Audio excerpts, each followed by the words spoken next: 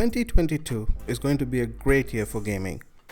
This is a notion that anybody familiar with the industry would agree upon last year, given that 2021 was the year most affected by the fallout of the pandemic, resulting in most of the marquee titles from studios, big and small, being pushed to this year.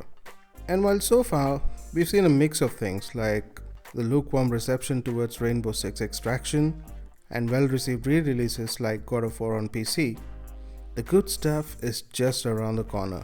So good is the lineup this year that just looking at the first half of the year provides us with a handful of games that rival the year-end holiday lineup of any given year.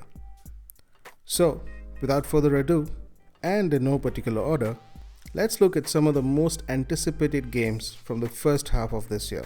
Hi, I'm Ishak, and this feature is brought to you by IXI Gaming. Welcome to Paradise. First off, we have Dying Light 2. The original Dying Light was a smash hit when it released back in 2015. The zombie-infested world, which enabled players with some great parkour abilities, had a decent story to boot, and the day-night cycle which altered the zombie behavior, forcing the players to rethink their strategy, was a breath of fresh air. Dying Light 2 looks to build upon everything that made the first game so good, and if the various previews of the game are any indication, it looks like the game is going to succeed. With a much denser open world that feels lived in, parkour elements that seem to have been cranked up to 11, and the enemies, both living and dead, seeming to pose a fun challenge for players, this game sure looks like a good time. While the recently reported 500 hours of gameplay have raised a few questions, mainly about open world fatigue by the time the credits roll, I would say we need to play the game to draw a conclusion on that. I for one feel confident that Dying Light 2 will be one of the Game of the Year contenders this year. I'm running out of time, Elizabeth. The land is dying. People are suffering. Soon, they'll starve. Horizon Forbidden West is next on our list. The second installment in what has turned into a juggernaut of a franchise under the Sony umbrella, Forbidden West takes Aloy on a new journey, and this sequel to the 2017 original seems to pull all the stops and make the best use of the foundations laid by its predecessor. The first game surprisingly nailed the landing in terms of story, and Forbidden West looks to push that narrative even further. If the story trailer is any indication, we can expect to form deeper bonds with some beloved returning characters, while also encountering new compelling ones on the way. And what is a Horizon game without its machines? Guerrilla Games seem to have delivered on that department as well, with new machines like the super intimidating Tremortusk and the spine-chillingly frightening Slitherfang. There are mechanical beasts of all shapes and sizes to encounter throughout the journey, and helping the player overcome these adversities will be a whole new set of abilities and upgrades for Aloy. Whether you are a fan of the original or not, Forbidden West looks like a complete package of open world goodness. The 18th of February just can't come soon enough.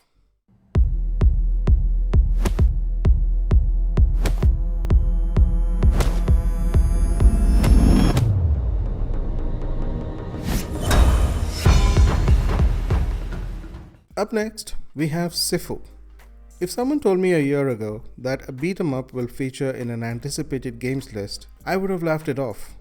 As a fan of classic beat-em-ups, one becomes accustomed to the genre not being the most popular in the sea of other genres out there. The occasional gems, like Streets of Rage 4 and River City Girls, hardly get the recognition that games in other genres get. In comes Sifu, a 3D third-person beat-em-up that is much more than meets the eye.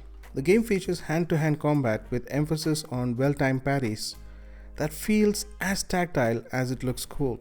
Choices like character placement and assessing environmental hazards all play a vital role in this slick-looking kung fu brawler.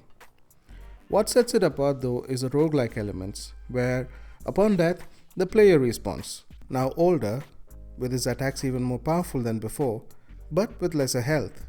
There are of course options to unlock new abilities on the way, but how these abilities complement the player's style as they age is something that needs to be seen. All said, Sifu does look like a fun experience, albeit a difficult one which may not be for everyone. I, for one, am very excited for Sifu.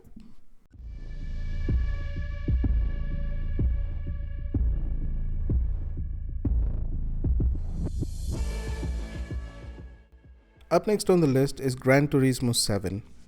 Polyphony Digital's best looking racer yet, set to grace the PS4 and PS5, is finally going to be out on the 4th of March.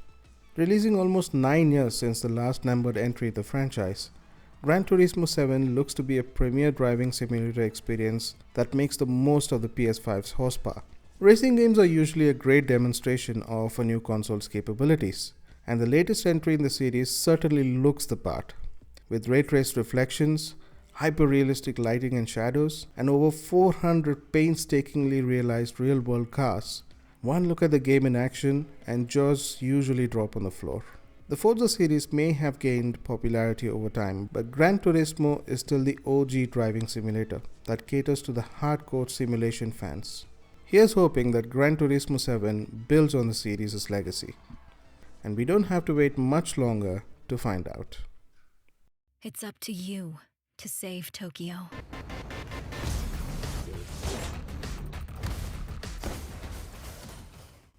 Before we look at the last entry in the list, I need to address a few honorable mentions. 2 games to begin with. They are Ghostwire Tokyo from Bethesda and Forspoken from Square Enix. These games are not in the main list simply because of the possibility of them not being out in the first half of this year. Ghostwire Tokyo has a rumored release date of March 24, but the lack of any news or coverage on that game leads me to believe otherwise. And while Forspoken does have a solid release scheduled in May, it is most likely to face a delay or two, considering the lukewarm reception and controversy over the gameplay footage that was recently released. And the final honorable mention goes to LEGO Star Wars: The Skywalker Saga. This may not be the hottest AAA game to come out this year, but there's a certain charm to a LEGO game that keeps you coming once you're hooked. And that seems to be the case with Skywalker Saga. Covering all of the 9 mainline movies in one game, this is one of the most ambitious LEGO games yet.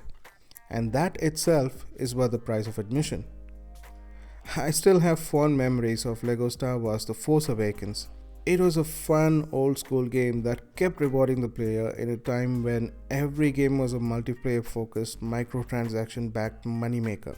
The Force Awakens was a refreshing breath of fresh air in that it felt like an honest and complete game that was super fun to play. Here's hoping that Skywalker Saga is able to evoke those feelings yet again.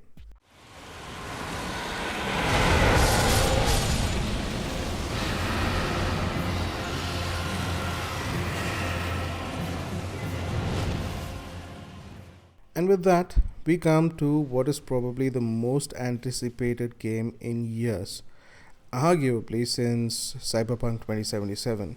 I'm of course talking about Elden Ring. From Software's games are a different kind of beast, a genre that caters to a certain niche audience, which has only grown in numbers along with each release from the fabled studio. Elden Ring is said to be the most versatile in From Software's lineup of games, as it seemingly incorporates all the best elements of a Soulsborne game while streamlining the minute-to-minute gameplay in such a way that it is accessible to a much wider audience.